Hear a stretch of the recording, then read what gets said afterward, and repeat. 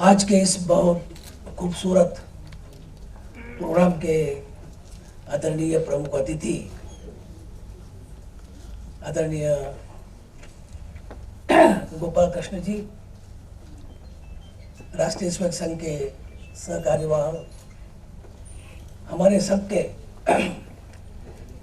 भाईजान आदरणीय इंद्रेश जी कुमार साहब, MIT संस्था के कार्यकारी विश्वस्त राहुल जी कराड़, और मुस्लिम नेशनल इंटेलेक्चुअल के लिए जो काम कर रहे हैं हमारे बिलाल भाई साहब है, शाहिद अख्तर जी है, सब यहाँ पे जितने भी ऑफिस बेरर्स और पूरे हिंदुस्तान से, क्योंकि मुझे लोग मिले, बिहार से मिले, मुझे लोग राजस्थान से मिले, MP से मिले, महाराष्ट्र से आई, तो पूरे देश से आए हुए मेरे भाइयों और बहनों, मैं पहले ये समझता हूँ कि ये तो बात होने वाली थी, यानी इस किताब का इतना बड़े पैमाने में यहाँ प्रकाशन होना, ये मैं समझता हूँ कि अल्लाह के तरफ से बात है कि ये मैसेज जाना जरूरी है, क्योंकि दिल्ली ये देश की राजधानी है। तो मैं समझता हूँ कि ये बात होने वाली ही थी। नहीं तो पहले हमारे डॉक्टर इंद्रेश कुमार साहब मुझे कहते थे कि अपन पूना में इसका करेंगे या बम्बई में करेंगे। तो देखो ये कि जैसे राहुल साहब ने कहा कि दिल्ली से ये मैसेज जा रहा है पूरे देश में कि हिंदुत्व अर्थात भारतीय एकात्मता, मुस्लिम विद्वेष नहीं। भाइयों, मैं ये किताब की एक जन्म कहानी आपको सुनाना चाहता हूँ कि ये किताब मैंने क्यों लिखी, ये किताब की प्रेरणा क्या है। जब कोई किताब का विमोचन होता है तो लेखक का ये कर्तव्य है कि वो ये कहे कि भाई मैंने ये किताब क्यों लिखी, ऐसी क्या बात हो गई कि मैं ये किताब लिखना शुरू किया और इसमें क्या बात है। तो मैं थोड़ा सा ज़्यादा समय ले लूँगा, लेकिन मुझे कहना जरूरी है कि ये हमारा जो देश है, भारत देश, ये इतना महान देश है कि दुनिया में मैं समझता हूँ कि ऐसा देश नहीं, क्योंकि पूरी दुनिया में जो अलग अलग धर्म के जो लोग रहते हैं, मेजॉरिटी ऑफ द पीपल, जो मेजर धर्म के, चाहे हिंदू हो, ईसाई हो, जू हो, क्रिश्चियन हो, यानी बौद्ध हो, जैन हो, इस्लाम के हो, वो सभी लोग भारत में रहते हैं। और सिर्फ रहते नहीं, तो यहाँ के मिट्टी में, यहाँ की हवा में वो बड़े आनंद के साथ रहते हैं। हाँ, मुझे ये पता है कि कभी कभी हिंदू मुसलमानों में तनाव होता है, राइट्स होते हैं, लेकिन वो लोग बाद में भूल जाते हैं। अरे मैंने मेरी आंखों से देखा है मालेगांव में, यानी हिंदू मुसलमानों की दंगल हो गई तो मैं खास देखने के लिए मुस्लिम चले गए वहां, तो मुसलमानों के दुकान पर हिंदू भाई कुछ सामान लेते थे और हिंदू के दुकान पर मुसलमान भाई सामान लेते थे, तो भूल गए कल की दंगल। और डिटेल में जाओ तो वो हिंदू मुसलमानों की दंगल होती नहीं है, वो तो कुछ लोगों के अपने पर्सनल इंटरेस्ट होते हैं, उसके लिए वो दंगल करवाते हैं। तो मैं ये चाहता हूँ कि हिंदू मुसलमान अगर थोड़ा सा कभी तनाव सोचे हम, तो बाकी के सभी धर्म के लोग भारत में कोई ऐसा तनाव नहीं होता, और सैकड़ों सालों से उस ये देश में रहते हैं और खुश हैं। लेकिन मुसलमानों के बारे में एक बात हो गई जो नहीं होना चाहिए थी, वो थी कि ये देश के दो टुकड़े हो गए, पाकिस्तान की निर्मित हो गई, और उसके पहले हिंदू मुसलमानों ने इकट्ठा आकर इस देश को आज़ादी मिलने के लिए बहुत मेहनत की। वो तो बहुत बड़ी बात होगी, लेकिन अशफाकुल्लाह खान की मुझे याद आती है और उनका जिक्र होना चाहिए आज कि मुसलमानों में पुनर्जन्म नहीं है, लेकिन उसी वक्त में अल्लाह से ये दरखास्त, अल्लाह से मैं प्रार्थना करूंगा कि अल्लाह मुझे, मेरे लिए एक्सेप्शन कर दो, मुझे और एक बार जन्म दो, ताकि मैं ये भारत माँ के लिए और एक बार कुर्बान जाऊं। इसी तरीके का अशफाकुल्लाह खान ने, जब जज ने पूछा कि आपकी आखिरी ख्वाहिश क्या है, आपको अभी फांसी दे रहा है, तो ये कहा था। ऐसे लोग हमारे देश में हैं, लेकिन जो पाकिस्तान की निर्मित हो गए और हमारे देश में नफरत के बीज बोए गए। अभी उसमें क्या था कि फिर भी पाकिस्तान ने एक पड़ोसी का हक होने के नाते से इंडिया के साथ अच्छे रिलेशन रखना चाहिए था, क्योंकि इस्लाम में, कुरान शरीफ में हम बार बार इसका जिक्र आता है कि पड़ोसी का हक है अपने पर। अगर पड़ोसी भूखा है, पड़ोसी परेशान है, तो हमारी लाखों नमाजें कुछ काम की नहीं है।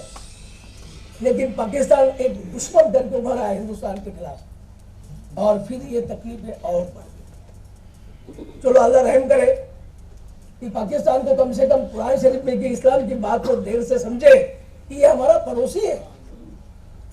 मैं ये कहना चाहता हूं कि आज हम अगर देखें तो इस देश में सब लोग अलग अलग धर्म के, अलग अलग जाति के, जिनका रहन सहन अलग है, जिनका खान पान अलग है, जिनके त्योहार अलग है, लेकिन फिर भी भारत एक संग है, फिर भी हम एक है।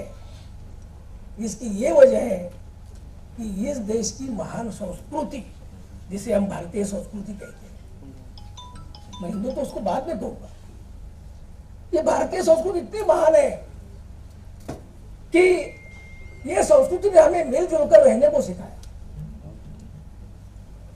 और भारतीय संस्कृति का मतलब यह है कि भाईचारा, प्यार मोहब्बत, धर्म सहिष्णुता और एक दूसरे को मदद, और ये इसमें से ये देश आज खड़ा है। मेरे भाइयों, इस किताब में एक कहानी है जो मैं थोड़ी सी आपको बताना चाहता हूँ, जिसकी वजह से मुझे ये किताब दिखना सा लगा। एक बिल्कुल मैं शॉर्ट में बताने की कोशिश करूंगा, आप किताब जरूर पढ़िए। ये कहानी ऐसी है कि एक गांव में, एक देहात में, बड़े सामान्य घर में, बड़े गरीब घर में एक मुसलमान का बच्चा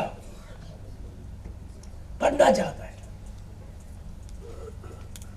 और वो गांव में पढ़ता है, बड़ा होशियार होता है। तो गांव के सभी टीचर्स का सभी लोगों का बड़ा प्यारा बच्चा होता है। और आपको पता है कि जब बच्चा प्यारा होता है गांव में, तो गांव के सब काम दूसरे स्टूडेंट के साथ करता है। फिर वो मंदिर में जाता है, मंदिर की साफ सफाई करता है। श्री रामनवमी के सप्ताह में वो जो पंडित जी उनके पास बैठकर वो श्रीमद् भगवद गीता का पाठ सुनता है, लोगों को बुलाता है। रात के वक्त तो उस देहात में जो कीर्तन होता है महाराज का, पंडित जी का, उसको उसके घर के सब लोग आते हैं। और फिर ये बच्चा, एक बिल्कुल सामान्य घर का मुसलमान का बच्चा, 7वीं कक्षा में पूरे तहसील में पहला नंबर से पास होता है। लेकिन घर की हालत इतनी खराब थी कि हाई स्कूल में जाना उसके लिए नसीब में नहीं था, क्योंकि गांव में तो हाई स्कूल नहीं था। गांव हाई स्कूल था 10 किलोमीटर। तो बस अपने पिताजी मजदूरी करते थे, तो ये अपने पिताजी के साथ काम को जाता है। लेकिन वहां 10 किलोमीटर में जो शिक्षक थे, हिंदू भाई सभी, वो सोचते हैं कि एक लड़का मुस्लिम का तालुके में पहला है, लेकिन हमारे स्कूल में उसने दाखिला लिया नहीं, चलो हम उसके घर जाएंगे उसको बुलाने के लिए। और एक दिन वो सब टीचर्स वो गांव में आते हैं और लोगों को पूछते हैं कि वो मुसलमान का लड़का कहाँ है, हम उसको स्कूल में लेना चाहते हैं। और जब उसके घर पहुंचते तो लड़के को मिलते हैं, तो लड़का कहता मेरे पास कुछ नहीं है, मेरे पास स्कूल के लिए चाहिए वो यूनिफॉर्म भी नहीं है, यानी खाकी वो जो हाफ पैंट होती है, सफेद शर्ट होता है और ऊपर सर पे टोपी है, तीनों चीजें मेरे पास नहीं है, तो मैं कैसे स्कूल आऊँ। तो वो सभी हिंदू टीचर्स कहते हैं इसकी कोई फिक्र नहीं है, ये चीजें हम देंगे आपको, लेकिन कल से स्कूल आना। ये बच्चा स्कूल में जाता है, बड़े सिंसियरली 4 साल हर दिन 10 किलोमीटर पैदल जाना, पैदल आना। मैट्रिक में और तालुके में पहला आता है, लेकिन कॉलेज जाने के लिए पैसे नहीं है। फिर वही उसके टीचर सिंधु भाई, उसमें कोई मुसलमान नहीं है, वो कहते कि इसको कॉलेज को भेजना है। और फिर वो कॉलेज को भेजते, जिसे हम कहते हैं अर्न एंड लर्न की, मैंने काम करके सीखो। ये लड़का यानी इंटर साइंस में 68% मार्क्स बनाता है, जबकि 58% मार्क को एमबीबीएस को एडमिशन कोर्स होती है उस जमाने में, लेकिन एमबीबीएस नहीं बन सका। बीएससी हो गया और एक हाई स्कूल में टीचर बना, और बड़ा सुखी था परिवार। उसके प्रोफेसर जो हिंदू भाई है, वो उसे लिखते कि अरे मुझे बहुत बहुत बुरा लगा कि तू एक स्कूल में टीचर बन गया। जब तू पढ़ता था मुझे लगा था तू तो कुछ बनेगा जिंदगी में, तुझे बड़ा आदमी होना है। और ये टीचर का खत देखकर वो बच्चा अपने नौकरी का रेजिग्नेशन देकर वो एमएससी के लिए पढ़ने के लिए चल जाता है यूनिवर्सिटी, वहां काम करके सीखता है, प्रोफेसर बनता है। कॉलेज का पहला पीएचडी है वो जो प्रोफेसर बना। आगे चल के जर्मनी गया, वे जर्मनी उस जमाने में जिसने और साइंस में एडवांस मेथड स्टडी की। और मेरे भाइयों सिर्फ यहाँ तक नहीं, वो सेंट्रल इंडिया की सबसे बड़ी यूनिवर्सिटी नागपुर यूनिवर्सिटी का वाइस चांसलर बना और बड़ी नम्रता के साथ कहना चाहता हूँ वो लड़का मैं खुद आपके सामने खड़ा हूँ।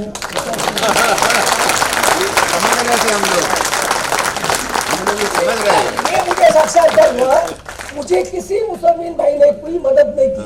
तुमको तो तुम्हारा किसी मुसलमान भाई ने मुझे कोई यूनिफॉर्म नहीं दिया। ये मुझे मदद करने वाले थे सब मेरे हिंदू भाई जो भारतीय संस्कृति लेकर ये देश को एक संग रखे। और चाहे कोई भी जात का हो, कोई भी धर्म का हो, लेकिन हिंदुत्व, ये हिंदुत्व ही तो हमारी प्रेरणा है। इस देश को आपको मालूम है कि 800 साल तक मुगलों ने राज्य किया।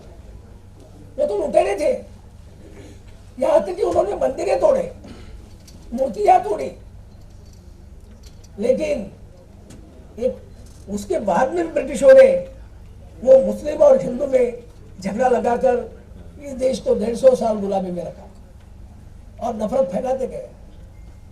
लेकिन फिर भी ये भारतीय संस्कृति जो हम मिली जुली संस्कृति या गंगा जमुना तहसीब करते हैं, उसने ये देश को एक संग रखा। और ये सब जो बहुसंख्यक इस देश के लोग जो प्यार मोहब्बत का संदेश देते हैं, जो मददगार बनते हैं, मेरे भाइयों वो हमारे हिंदू भाई है, उनके मन में कोई विद्वेष नहीं है। अगर विद्वेष होता तो आज भी जो चल रहा है, आपको मालूम है एक गांव में सिर्फ 10 मुसलमान के घर होते और 990 घर होते हिंदू लोगों के, लेकिन ये सब मुसलमान अपने गांव के लोगों से बड़े प्यार मोहब्बत से रहते हैं। चाहे उनके पास खेती नहीं है, चाहे उनके पास माली हालत नहीं है अच्छी, उनके पास एजुकेशन नहीं है, लेकिन वो खुश रहते हैं। इसका ये वजह है कि ये जो प्रेरणा है हमारे लोगों को दी हुई हिंदुत्व यानी भारतीय संस्कृति के रूप से, ये प्रेरणा लेकर वो चलते हैं। और इसमें मुझे कहीं भी मुस्लिम विद्वेष दिखता नहीं। ये कहानी सामने रखने के लिए ये किताब लिखी है। आप इसमें सब डिटेल में अभी बात नहीं करूंगा। जो राहुल सर ने जिक्र किया है वो है प्रोफेसर डॉक्टर विश्वनाथ कराड़, वो भी इस किताब में लिखा है। आप सोच नहीं सकते कि प्रोफेसर विश्वनाथ कराड़ साहब क्या व्यक्ति है। संत ज्ञानेश्वर महाराज को मानने वाले, जिन्होंने भगवत गीता का मराठी में ज्ञानेश्वरी लिखी। ज्ञानेश्वर मौली ने कहा है कि विश्व धर्म सूर्य पाहो जो जे वांछित तो तेला, यानी अपना मजहब को लेके, अपना मजहब भी विश्व धर्म देखे, लेकिन दूसरों को हमें मदद करना है। उसी तरीके से कराड़ साहब ने अपना हिंदुत्व रखकर अपने देहात में, गांव में जो जो धर्मस्थल खड़े किए हैं हिंदू मुसलमानों को लेकर, वो लाजवाब है, जिसका एग्जीबिशन वहां लगा है, आप जरूर देखिए। प्रोफेसर कराड़ साहब ने अपने गांव, जैसे राहुल सर ने कहा कि श्री राम मंदिर बनाया, उसके साथ मस्जिद के लिए भी उन्होंने पूरा ब्यूटिफिकेशन क्या क्या है सब अपने तरीके से खर्चा किया। हज़रत जैनुद्दीन चिश्ती की दरगाह वहां पे बनाई। ख्वाजा गरीब नवाज का 800 उर्स प्रोफेसर कराड़ साहब ने अलंदी, जहां ज्ञानेश्वर मौली है, वहां मनाया। और भाइयों उसके आगे देखो, ये मसीहा है, मसीहा। इन्होंने संत ज्ञानेश्वर मौली की चादर, यानी जिसे महावस्त्र कहते हैं, वो अजमेर शरीफ के दरगाह पर रखकर, अजमेर शरीफ की चादर लेकर संत ज्ञानेश्वर की मौली के समाधि पर रखकर वहां भजन और कव्वाली का प्रोग्राम रखा। इसे कहते हैं सांस्कृतिक समरसता।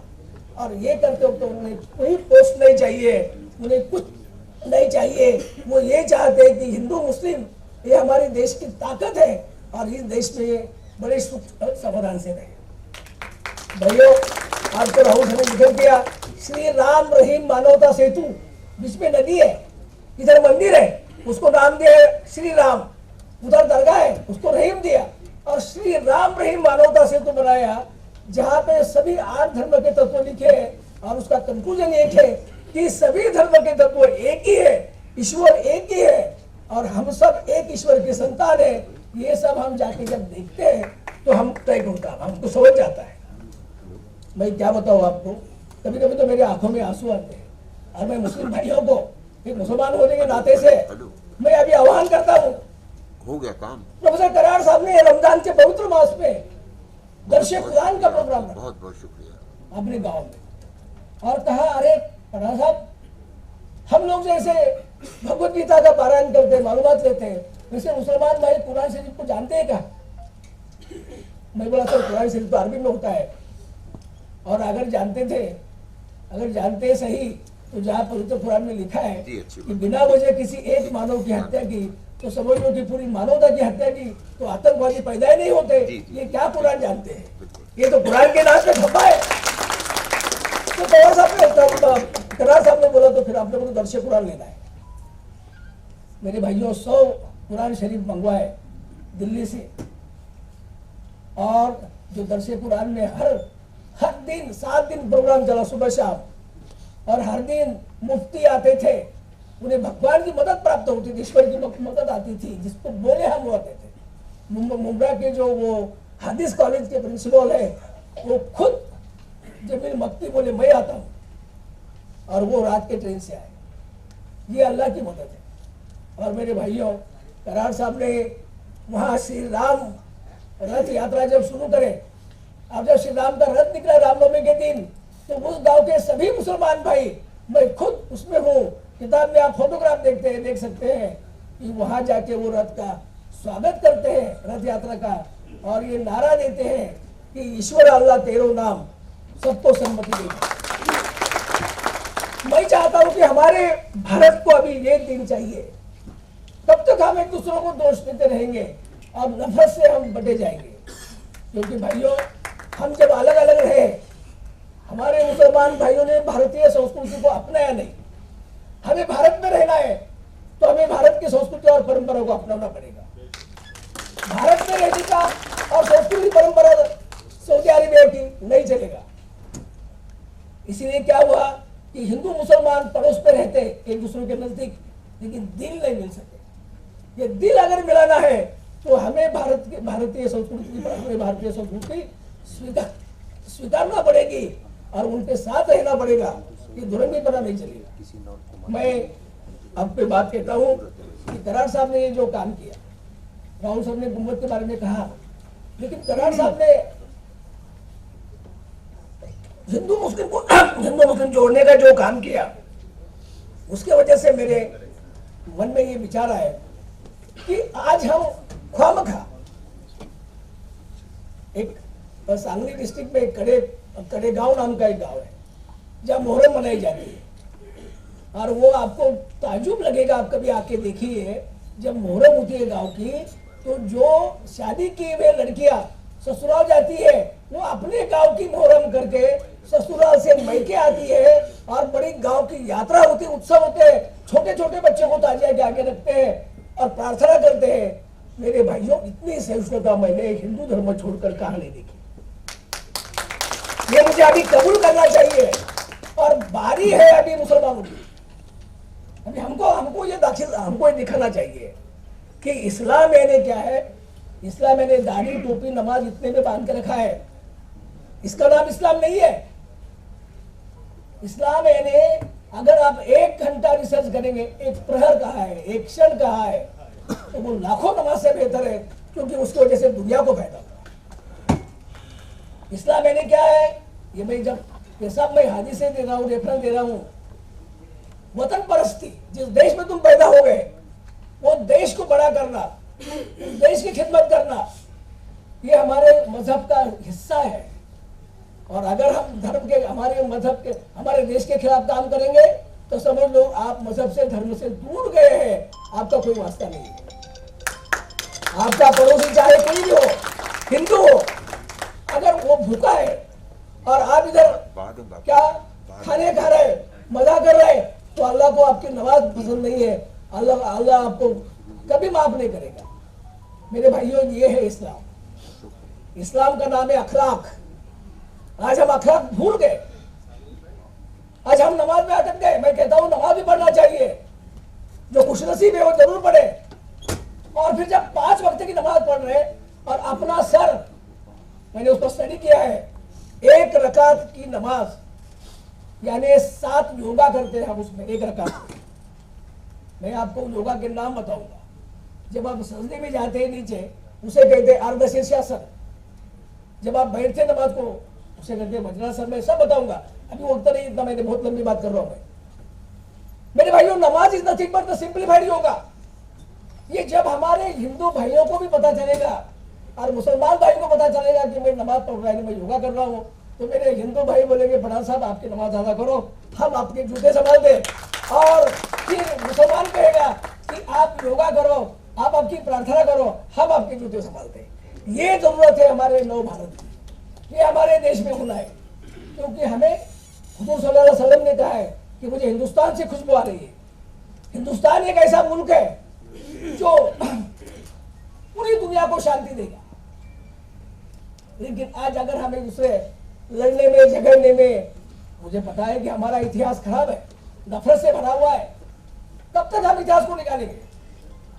परसों महाराष्ट्र की बात मैं कहता हूं, मुझे माफ करना इंद्रेश साहब, मैं कोई पॉलिटिकल बात करना नहीं चाहता, लेकिन एज इंटेलेक्चुअल मुझे कहना जरूरी है कि जिस महाराष्ट्र में, जो महाराष्ट्र यानी वेरी वेरी प्रोग्रेसिव, पुरोगामी, जहां महात्मा फुले, शाहू महाराज, छत्रपति महाराज, बाबा साहेब अम्बेडकर, सावरकर हो गए, ऐसे ऐसे जो लोग पैदा हुए, उस महाराष्ट्र में आकर कोई मुस्लिम लीडर औरंगजेब के कब्र पर जियारत करते हैं और चिल्ला चिल्ला के भाषण करते हैं और चले जाते हैं, तो मैं उनको पूछता हूं कि वो गांव में जो 10 मुसलमान रहते हैं और 1000 हिंदू रहते हैं, उनका कभी सोचा आपने? नहीं, ऐसी बातें हमको नहीं करना चाहिए। जब तुम एक 5 वक्त की नमाज पढ़ते, 48 रकात और 350 बार अपना सर जमीन को घसीटते हैं, मातृभूमि को, और कहते हैं कि ये लीडर कहते हैं कि मेरे गले पे छुरी रखो, लेकिन मैं भारत माता की जय नहीं कहूंगा। ये you are misleading the community. तुम शांति का भंग कर रहे हैं।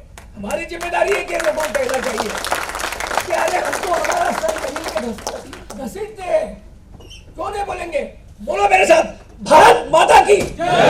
अरे क्यों नहीं बोलेंगे हम? भारत माता बोलना क्यों नहीं? हम तो इस देश में रहते हैं, इस देश में पैदा हुए, देश में मरने वाले हैं। और अगर हमको सिखाया गया है तो अच्छी एक मौसी, अरे आपकी पड़ोसन भी है, लीडी है, उसको हम माँ कहते हैं। तो देश अपनी माँ है, देश इसीलिए हम है। क्यों इसको इशू बना रहे? वंदे मातरम नहीं कहेंगे। मेरे भाइयों, इस्लाम पुराना नहीं है, Islam is very modern, Islam is very scientific, पर हम उसको पुराना बना रहे हैं। मैं एक हदीस करके इंद्र जी साहब में बंद कर रहा हूँ।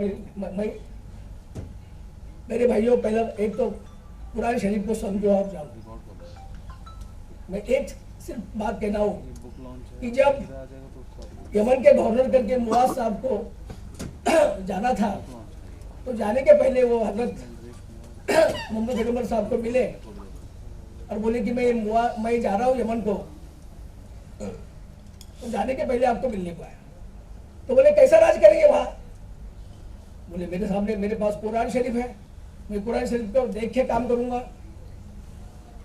तो हुजूर सल्लल्लाहु अलैहि वसल्लम पूछते हैं, अगर उसका जवाब, कोई सवाल का जवाब आपको कुरान शरीफ में नहीं मिला, देखो ये बात, उन कह रहे जिन्होंने इस्लाम की स्थापना की, जिन्होंने अल्लाह का मैसेज लाया, उनके जरिए आया हमारे तक, तो फिर वो बोले कि नहीं, मैं फिर आपकी जिंदगी में तरफ देखूंगा कि आपने आपकी जिंदगी कैसी बताई। फिर भी हुजूर कहते हैं कि अगर मेरी जिंदगी में भी नहीं मिला आपका सवाल का जवाब, तो क्या करेंगे? तो फिर मुआज करते हैं कि फिर मैं मेरा खुद दिमाग चलाऊंगा, मैं खुद सोचूंगा और फिर डिसीजन लूंगा। तो हुजूर सल्लल्लाहु अलैहि वसल्लम कहते हैं कि फिर ये बात इतनी जरूरी है कि पूरे सब लोगों को समझाओ कि जब का आप डिफिकल्टीज में है तो खुद सोचो, खुद डिसीजन लो। मेरे भाइयों, सबसे ज्यादा बुद्धि का प्रसार और बुद्धि का सोचने का अधिकार हुजूर सल्लल्लाहु अलैहि वसल्लम ने पहली बार दिया है। स्त्रियों को लेडीज को सीखने का अपने अधिकार हुजूर सल्लल्लाहु अलैहि वसल्लम ने दिया है कि उनको सिखाओ। पढ़ो पढ़ो पढ़ो, इतने बार कुरान शरीफ में जिक्र आया है। हमारे भाई आज कितने पीछे मैं जानता हूँ, कोई सेंट्रल कमेटी का प्रूफ देने की जरूरत नहीं है। मैं महाराष्ट्र का 60 साल के बाद में पहला वाइस चांसलर है। मेरे पहले क्यों नहीं कोई वाइस चांसलर हुआ? होना चाहिए था। भाइयों, मैं विनम्रता के साथ कहता हूं कि हम समझ ले, भारत की संस्कृति बड़ी महान है। हमें खुद सोच के डिसीजन लेना चाहिए। हिंदू भाई, भारतीय संस्कृति यानी बस मोहब्बत, प्यार मोहब्बत, सहिष्णुता, सदाचार, और हम अखलाक भूल गए। अभी हमको ये अखलाक, इस्लाम के अखलाक लोगों को दिखाना है। शराब पीना मना है कुरान शरीफ में, कितने मुसलमान लोग शराब पी रहे हैं, और फिर क्यों इतनी कट्टरता है? इस्लाम का मतलब कट्टरता नहीं है, इस्लाम का मतलब अखलाक है। ये सब बातें मैंने मेरे किताब में लिखी है, आप जरूर पढ़िए। मुझे बहुत लंबी चौड़ी बात कर रही है मैंने किया, और सब किताब बताओ तो बहुत लंबा होगा। मैं आदरणीय इंद्रित जी को बहुत बहुत दुआ देता हूँ। तो उन्होंने मुझे कहा कि बड़ा साहब, आपको दिल्ली आना है और आपके किताब का प्रकाशन करना है। ये किताब मराठी में भी उपलब्ध है, ये किताब का उर्दू ट्रांसलेशन हुआ है, ये किताब हिंदी में यहाँ पे 200 किताबें हमने लाई है। और इसके लिए मैं राहुल सर और करार साहब को धन्यवाद देता हूँ कि उन्होंने कहा कि सर ये किताबें चाहे उतनी दे दो राष्ट्रीय मंच को। मैं आखिरी यही बात करूंगा कि जो सब जाति धर्म के लोग जो संस्कृति में समाये वो भारतीय संस्कृति है, और जब भारतीय संस्कृति है तो फिर हिंदुत्व यानी किसी विद्वेष हो नहीं सकता। ये किसी किसी राजनीतिक या किसी राष्ट्रीय एक संघ का विचार नहीं है, ये पूरे मानवता का विचार है। ये किसी एक स्वयंसेवक संघ का विचार नहीं है। हिंदुत्व ये मानवता का है, इसको हमें बढ़ाना है। और अभी हमारे मुसलमानों को साबित करना है कि हिंदुत्व यानी भारतीय एकात्मता, मुस्लिम विद्वेष नहीं। Thank you very much.